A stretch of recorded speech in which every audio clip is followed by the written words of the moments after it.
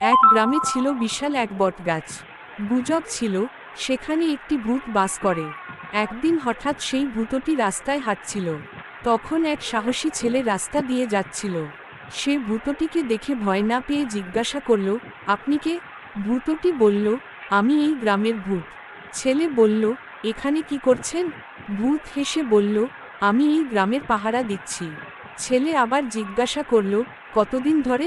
ভূত বলল, 500 বছর ধরে আমি এই বটগাছে আছি। এই গল্পকে একটি 8-10 সেকেন্ডের অ্যানিমেটেড ভিডিওতে রূপান্তর করা যায়।